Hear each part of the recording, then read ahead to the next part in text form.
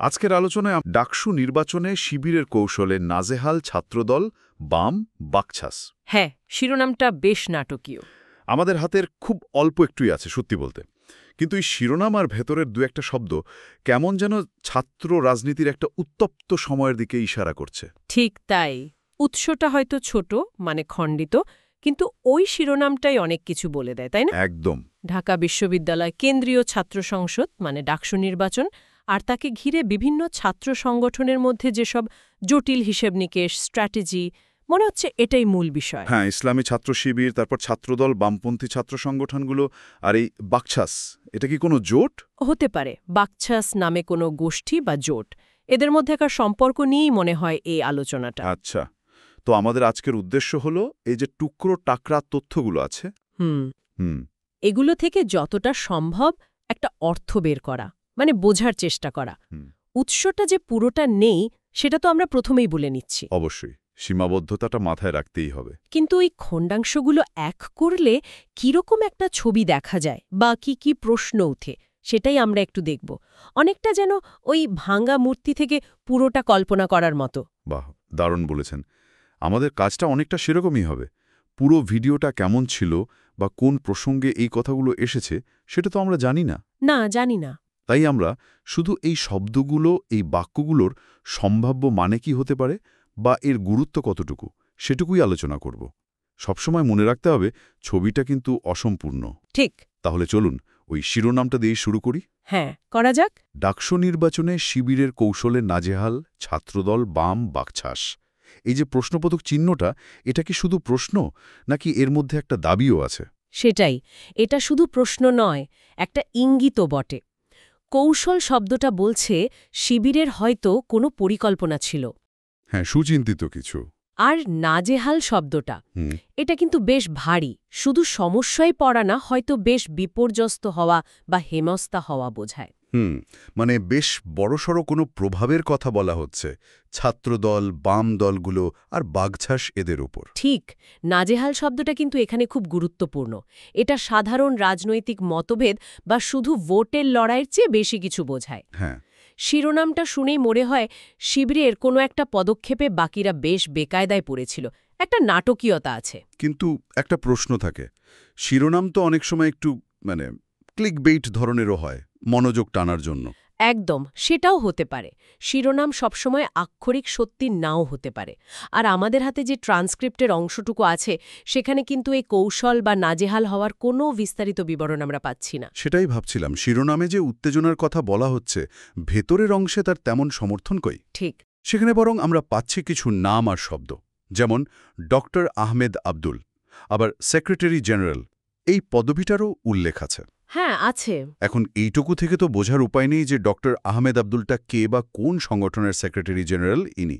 কিন্তু ডাকসুর মতো একটা জায়গায় এদের নাম আসাটা কি কোনো বিশেষ অর্থ বহন করে? করতে পারে। দেখুন, ডাকসু নির্বাচন তো শুধু ইউনিভার্সিটির ভেতরে সীমাবদ্ধ থাকে না সবসময়।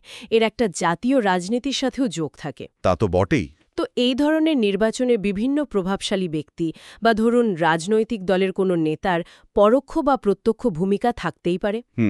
ডক্টর আহমেদ আব্দুল হয়তো কোনো পরিচিত অধ্যাপক বা রাজনৈতিক বিশ্লেষক, বা এমনও হতে পারে কোনো ছাত্র সংগঠনেরই প্রাক্তন নেতা যার মতামত বা ভূমিকা তখন গুরুত্বপূর্ণ ছিল। আচ্ছা, আর সেক্রেটারি জেনারেল? সেক্রেটারি জেনারেল পদবিটাও কোনো বড় ছাত্র সংগঠনের কেন্দ্রীয় নেতা হতে পারেন, আবার এমনকি কোনো মূল রাজনৈতিক দলের সাধারণ সম্পাদকও হতে পারেন।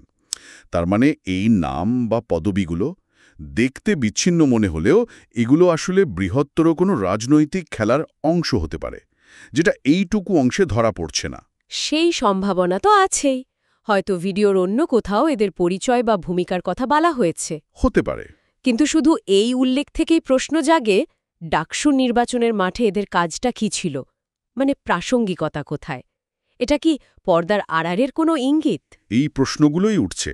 হয়তো কোনো আলোচনা সভা বা টকশোর অংশ ছিল এটা, যেখানে এরা বক্তা হিসেবে ছিলেন। সেটাও সম্ভব। কোনো ঘটনার সাক্ষী বা বিশ্লেষক হিসেবেও তারা থাকতে পারেন। কিন্তু আসলে এই উৎস থেকে জোর দিয়ে কিছুই বলা যাচ্ছে না, সবই অনুমান। ঠিক। এরপর আসছে জায়গা আর সময়ের কথা। উৎসে বাংলাদেশ, সেপ্টেম্বর, এই দুটো শব্দ আছে। হ্যাঁ। এটা অন্তত আলোচনাটাকে একটা ভৌগোলিক আর সাময়িক পরিচিতি দিচ্ছে। ঘটনাটা বাংলাদেশের, আর সময়টা সম্ভবত সেপ্টেম্বর মাস। হ্যাঁ, সেপ্টেম্বর মাসটা কি ডাকসু বা ছাত্র রাজনীতির জন্য বিশেষ কোনো সময়? এটা একটা ভালো প্রশ্ন।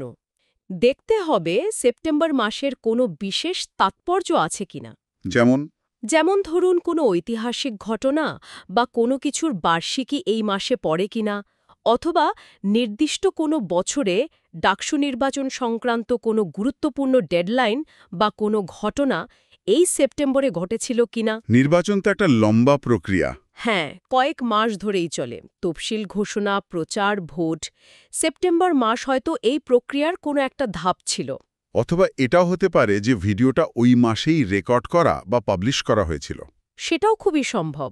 কিন্তু ডাকসু নির্বাচনের মতো একটা বিষয়ে যখন নির্দিষ্ট মাস উল্লেখ করা হয়, তখন মনে হয় সেটার কোনো গুরুত্ব আছে। হ্যাঁ, সেটার কোনো ঘটনা বা ডেডলাইনের সাথে সম্পর্কিত হওয়ার সম্ভাবনাই বেশি থাকে। ওই সময়ের রাজনৈতিক আবহাওয়া বা দলগুলোর তৎপরতা সেদিকেও ইঙ্গিত করতে পারে। সময়টা জানাটা জরুরি, কারণ রাজনৈতিক পরিস্থিতি তো বদলায়। সেপ্টেম্বরে যা ছিল অক্টোবরে হয়তো তা ছিল না। ঠিক তাই এই সময় উল্লেখটা যদিও খুব স্পষ্ট কিছু বলছে না, তবু একে একেবারে ফেলে দেওয়া যায় না। ওই মুহূর্তটাকে বুঝতে এটা একটা সূত্র হতে পারে। কিন্তু এই সূত্রগুলো মেলানোর সময় আর একটা সমস্যা আছে। উৎসটা যে শুধু ছোট তাই না, বেশ ত্রুটিপূর্ণ মনে হচ্ছে। কি রকম? যেমন ধরুন, কয়েক জায়গায় লেখা আছে ফরেন স্পিচ, আবার ফরচেজ এরকম একটা অদ্ভুত শব্দ আছে। এগুলোর মানে কি? এটা একটা সমস্যা বটে। ফরেন স্পিচ লেখা থাকার মানে হতে পারে ভিডিওর ওই জায়গাগুলোতে বাংলা ছাড়া অন্য কোনো ভাষায় কথা বলা হয়েছে, যেটা অটোমেটিক ট্রান্সক্রিপশন সফটওয়্যার ধরতে পারেনি। হ্যাঁ, ধরতে বা লিপ্যান্তর করতে পারেনি। অথবা এমনও হতে পারে ওই জায়গার অডিওটা খুব অস্পষ্ট ছিল, মানে নয়েজ বেশি ছিল। আর ফরচেজের মতো শব্দ? ওগুলো প্রায়শই অটোমেটিক স্পিচ রিকগনিশন বা এএসআর সফটওয়্যারের ভুলে তৈরি হয়। মানে বক্তার উচ্চারণ, চারপাশের আওয়াজ বা সফটওয়্যারের নিজের সীমাবদ্ধতা, এসব কারণে ভুল শব্দ চলে আসে। হয়তো এটা কোনো নাম বা বিশেষ কোনো শব্দেরই ভুল বানান। কিন্তু এই ভুল বা অস্পষ্টতাগুলো তো পুরো ব্যাপারটাকেই আরও বেশি ধোঁয়াটে করে দিচ্ছে, তাই না? অবশ্যই। যেখানে আমরা এমনিতেই খুব কম তথ্য নিয়ে কাজ করছি, সেখানে এই অংশগুলো তো ভরসা আরও কমিয়ে দেয়। কথার ধারাবাহিকতা বা যুক্তিগুলো ধরা প্রায় অসম্ভব হয়ে পড়ে। একদম। এই সীমাবদ্ধতাগুলো মেনেই আমাদের এগোতে হচ্ছে। আমরা আসলে কি করতে পারি? যেটুকু স্পষ্ট তথ্য আছে সেগুলোর মধ্যে সম্ভাব্য যোগসূত্র কি হতে পারে বা সেগুলোর গুরুত্ব কতটুকু হতে পারে সেটুকুই আলোচনা করতে পারি। যেমন শিরোনাম থেকে একটা সংঘাতের আঁচ পাচ্ছি, কিছু নাম আর পদবি পাচ্ছি যেগুলো হয়তো গুরুত্বপূর্ণ, আর পাচ্ছি একটা জায়গা আর সময়ের ইঙ্গিত। এই টুকরোগুলোকে এক জায়গায় রেখে একটা সম্ভাব্য ছবি আঁকার চেষ্টা করছি আমরা। আচ্ছা, তাহলে যদি আমরা এতক্ষণের আলোচনাটাকে একটু গুছিয়ে ফেলি। হ্যাঁ, করা যাক। আমরা দেখছি যে এই খণ্ডাংশটা ডাকসু নির্বাচন নিয়ে। শিরোনাম বলছে শিবিরের কোনো একটা কৌশলের জন্য ছাত্রদল, বামপন্থী দলগুলো আর এই বাকচাষ। হ্যাঁ, যার পরিচয় আমরা জানি না। হ্যাঁ, যার পরিচয় স্পষ্ট নয়, হয়তো অন্য কোনো ছাত্র সংগঠন বা জোট হবে, তারা বেশ বিপাকে পড়েছিল বা নাজেহাল হয়েছিল। ঠিক। যদিও এই কৌশলটা কি ছিল বা তারা ঠিক কিভাবে নাজেহাল হয়েছিল তার কোনো ব্যাখ্যা বা প্রমাণ এই খণ্ডাংশে নেই। এরপর আমরা পেলাম ডক্টর আহমেদ আব্দুল আর সেক্রেটারি জেনারেলের নাম বা পদবি। এদের ভূমিকাও অজানা। কিন্তু তাদের উপস্থিতি হয়তো কোনো বৃহত্তর প্রেক্ষাপটের দিকে ইঙ্গিত করতে পারে।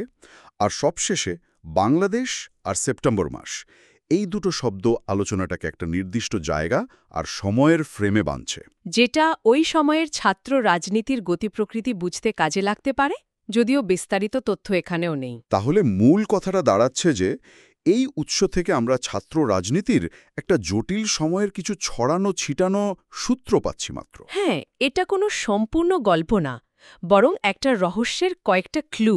ঠিক। এই ক্লুগুলো থেকে আমরা হয়তো নিশ্চিত কোনো সিদ্ধান্তে আসতে পারবো না, কিন্তু এগুলো আমাদের ওই সময়ের ছাত্র রাজনীতির সম্ভাব্য কিছু দিক নিয়ে ভাবতে সাহায্য করে। একদম। এই খণ্ডাংশগুলো যেন একটা পজলের কয়েকটা টুকরো, তাই না? ঠিক তাই। পুরো ছবিটা কেমন বা আর কি কি টুকরো নেই সেটা আমরা জানি না, কিন্তু হাতে যে কটা টুকরো আছে সেগুলো কিছু প্রশ্ন তৈরি করে, কিছু ভাবনা তৈরি করে। আর সেটাই হয়তো এই ধরনের অসম্পূর্ণ উৎসের একটা বড় দিক। এটা আমাদের প্রশ্ন করতে শেখায়। যেমন শিবিরের ওই কৌশলটা আসলে কি ছিল? সেটা কি আসলেই অন্য দলগুলোকে এতটা বিপাকে ফেলেছিল? ডক্টর আহমেদ আব্দুল বা সেক্রেটারি জেনারেলের আসল ভূমিকাটা কি? আর বাকছাস বা কারা? এই প্রশ্নগুলো আসে। এই প্রশ্নগুলোই আসলে আমাদের আলোচনার মূল খোরাক, তাই তো?